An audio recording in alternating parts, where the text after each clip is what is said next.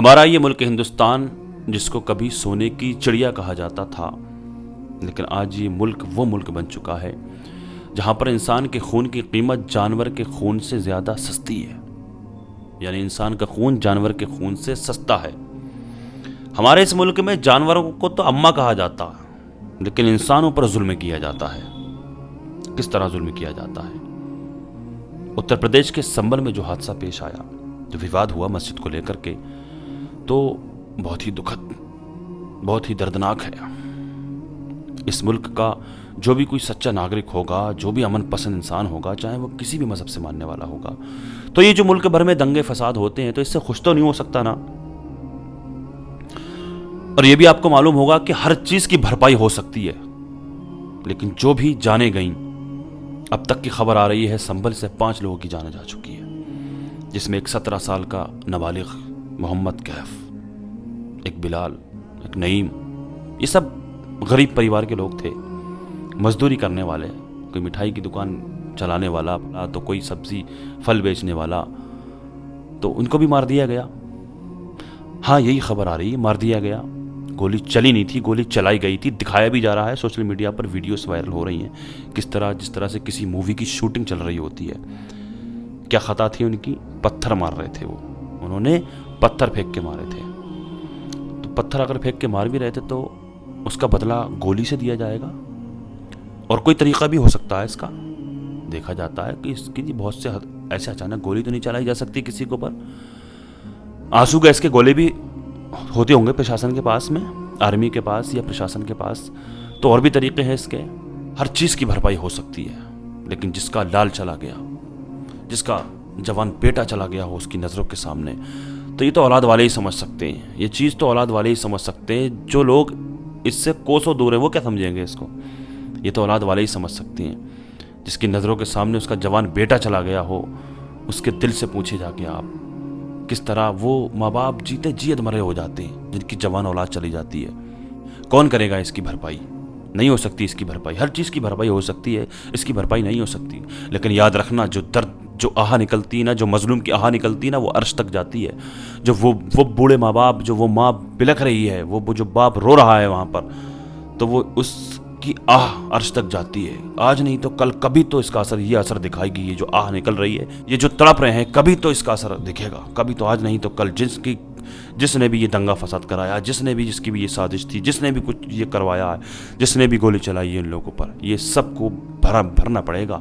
एक ना एक दिन ज़रूर भरना पड़ेगा। ये बहरहाल सब बातें ख़त्म हो जाती हैं। हफ्ता गुजरेगा, महीना गुजरेगा, पुलिस अपने सर से उतारने की कोशिश करेगी, पब्लिक की कहती रह जाएगी कि ये सब करा धरा पुलिस प्रशासन का था, लेकिन आखिर में कामयाबी पुलिस को ही मिलेगी। बहुत से हथकंडे इनके बच जाएंगे। लेकिन मैं आपसे पूछना चाहता हूँ, चाहे वो किसी भी मज़हब का मानने वाला हो, किसी भी धर्म का मानने वाला हो, चाहे वो हिंदू, सिख, ईसाई कोई भी हो, ये जो दंगे फसाद होते हैं मुल्क भर में, तो इससे नुकसान तो सभी का होता है ना। किसी का कम होता है तो किसी का ज़्यादा होता है। आखिर क्या ज़रूरत थी?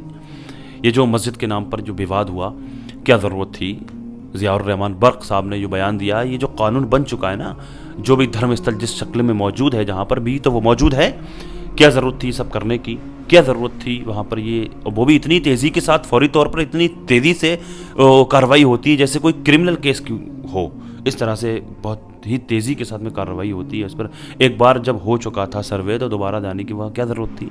इसको ये बताया जा रहा है कि सरासर ये षड्यंत्र है और बाकी जांच का विषय है। ज़ियाउर रहमान बर्क हमारे साथ जुड़ चुके हैं, समाजवादी पार्टी के सांसद हैं संभल के, और इस मामले में उन पर भी FIR हुई है। ज़ियाउर रहमान बर्क, सबसे बड़ा तो आरोप आप पर यही है कि आपने हिंसा फैलाई, लोगों को उकसाया संभल में, बताइए क्या कहेंगे? इसमें सीधे जो लोग जिम्मेदार हैं वो पूरा पुलिस प्रशासन है जो इस घटना को अंजाम दिया है। और इसमें उनकी लापरवाही और नाकामी को छुपाने के लिए पुलिस प्रशासन के अधिकारियों ने, और कि सिर्फ मैं अपने क्षेत्र के लोगों की इस मामले में मदद नहीं कर सकूं, इस वजह से ये झूठा केस मेरे पर रजिस्टर किया है। और जिस दिन कल की ये घटना है, उस दिन मैं ऑलरेडी संभल नहीं, मैं बेंगलोर के अंदर था, जो कि all India Muslim personal board की मीटिंग को अटेंड करने के लिए गया था। जिस दिन पहला सर्वे हुआ, उस दिन सर्वे के लिए जो इतनी हड़बड़ाहट के अंदर सेम डे याचिका दायर की गई, सेम डे आदेश हुआ सर्वे का।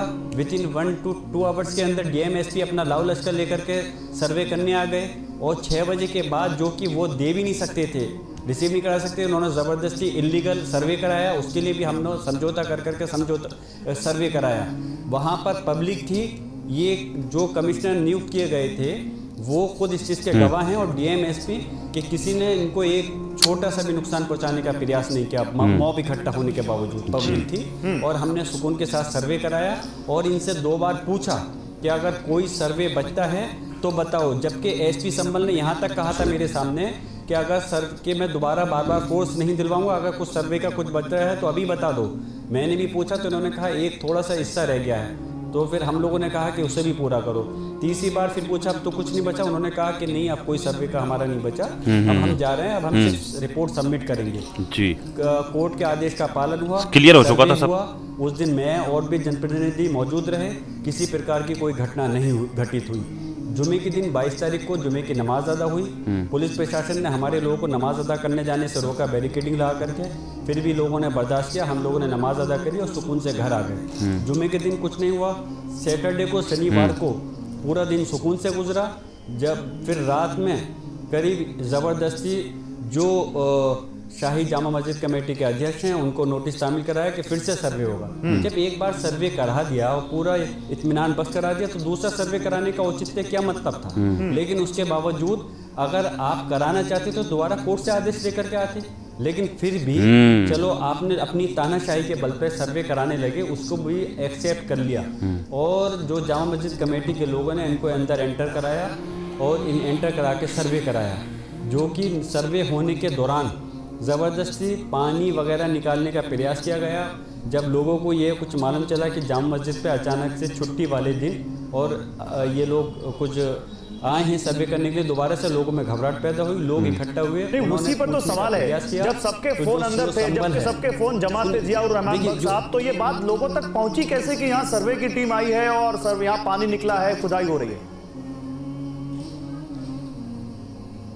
ये तो आपके बेहतर ये रहेगा, पुलिस प्रशासनिक अधिकारी जो लोग वहाँ पे मौजूद थे वही बताएंगे कि कैसे लोगों को पता चला। पानी वहाँ से निकाल करके जब गया, जब लोगों को खबर मिली तो उन्होंने पूछना चाहा कि ये क्या हो रहा है सीओ से। सीओ ने लाठीचार्ज करा और उन पर गाली गलौज करी। जब लाठी से ज़्यादा घायल हो गए तो चंद लोगों ने, मैं ये नहीं कह रहा कि ऐसा नहीं हुआ, कुछ लोगों ने पत्थर चलाया होगा, उसके एवज में तुरंत बगैर इतना तो किसी बड़े से बड़े क्रिमिनल के साथ कि तुमने उठाई और एकदम से बंदूक उठा के गोली चला दी। ये भीड़ कौन सी थी जियाउर रहमान बख्श साहब? ये जो पत्थर चला रही थी, ये भीड़ जो वहां पर जो घेर रही थी और जिन लोगों की जान ले ली गई, टीम को ये भीड़ कौन सी जान ले ली गई? एक minute just listen me please, एक बात सुनिए। जिन लोगों की जान ले ली गई, क्या वो किसी दूसरे देश के नागरिक थे? जो वो बेचारे जो 19, 20 साल के थे, उनकी जान लेकर के उसका जिम्मेदार कौन है? प्राइवेट असलों से ये पुलिस प्रशासन जो रक्षक है, रक्षा करता है, वो हथियारा बन गया। उन्होंने उनकी जान साहब, लेकिन दूसरी पार्टी ये कह रही है कि इन लोगों ने पुलिस के ऊपर पत्थर मारे, पुलिस के ऊपर जानलेवा अटैक किया। उनका एक अधिकारी अभी भी अस्पताल में भर्ती है और ये लोग यहाँ पर आए थे पुलिस के ऊपर जानलेवा हमला करने और पुलिस ने अपनी रक्षा में जाकर वहां पर फायरिंग किया। 5 तो कब्रिस्तान पहुंचा दिए, लाठीचार्ज किया, पहले उधर से फायरिंग हुई, ये उनका आरोप है। और यही तो कह रहे हैं कि वहां पर भीड़ को उकसाने का काम आपने किया, आपके ऊपर आरोप लगा रहे हैं। आपने कह दिया जी। अब मेरी बात का एक जवाब देंगे। कल की जो वीडियो है, पुलिस प्रशासन के अधिकारियों ने ये कहते हुए नजर आ रहे हैं कि हमारे पुलिस ने किसी ने भी गोली नहीं चलाई। ये पुलिस प्रशासनिक अधिकारी कहते हुए आ रहे हैं। वो वीडियो मेरे पास भी है और आप लोगों के चैनल के माध्यम से चली है। लेकिन अफसोस है जो वीडियो फिर बाद में हमारे पास वायरल हुई, जिसमें कि सीधे सीधे पिस्टल राइफल से गोली चला रहे हैं, तो उसका इससे बड़ा झूठ और क्या हो सकता है? जो इतना बड़ा झूठ बोल सकते हैं, गोली चलाने के बाद में कहते हैं कि हमने कोई गोली नहीं चलाई, तो वो किसी हद तक भी जा सकते हैं। उन पर हम कैसे विश्वास करें कि पब्लिक ने पहले पथराव करा, जब इन्होंने गोली चलाने के बावजूद मना कर दी हमने गोली नहीं चलाई। देखना ये किसको सजाएं मिलेंगी, कौन कसूरवार है, किसको अरेस्ट किया जाएगा। लेकिन अब मुसलमानों के तो के हालात तो ये है इस वक्त में जो हो रहा, सब देखा, सब सामने ही है। वो किसी ने कहा था कि हम ही को कातिल कहेगी दुनिया, हमारा ही कत्लेआम होगा और हम ही कुएं खोदते फिरेंगे, हम ही पर पानी हराम होगा। तो बस यही कसूरवार कराए जाएंगे, FIR होगी। 25 लोगों के नाम है, उन पर FIR दर्ज की गई है। अल्लाह पाक हिफाजत फरमाए, अल्लाह पाक जो भी लोग मारे गए उनको शहादत का दर्जा नसीब फरमाए। अल्लाह तबारक व तआला उनके घर वालों को सब्र अता फरमाए, सब्र जमील पर अजर अजीम अता फरमाए। अल्लाह तबारक व तआला दुनिया के तमाम मुसलमानों की इज़्ज़त व आबरू की, जान और माल की हिफाजत फरमाए। ख़ासकर संभल के मुसलमानों की अल्लाह पाक हिफाजत फरमाए, उनको हर मुसीबत हर बला से महफूज फरमाए। दुनिया में जहाँ कहीं भी परेशान हाल मुसलमान हैं, सबकी परेशानियों को दूर फरमाए। जो बेकसूर मुसलमान जेलों में कैद हैं, अल्लाह पाक उनको बइज़्ज़त रिहाई अता फरमाए। जो बेजा मुक़दमाबाजियों में फंसे हुए हैं, उनको उससे छुटकारा नसीब फरमाए। जो बीमार हैं, उनको अल्लाह पाक शिफा अता फरमाए। खुसूसियत के साथ अभी जितने भी लोग इस वीडियो को देख रहे हैं, हम सब में से अगर कोई भी बीमार है, कोई भी अगर किसी भी मज़हब में मुब्तला है, हम सब के अजीज़ व क़रीब मुहिब्बीन मुताल्लिक़ीन अहबाब, अल्लाह पाक सबको जुमला अमराज से शिफा याबी अता फरमाए। दुआओं को हक़ के सदक़े में अल्लाह पाक अपनी बारगाह में कबूल फरमाए। आमीन या रब्बल आलमीन। अस्सलामु अलैकुम व रहमतुल्लाहि व बरकातुहू।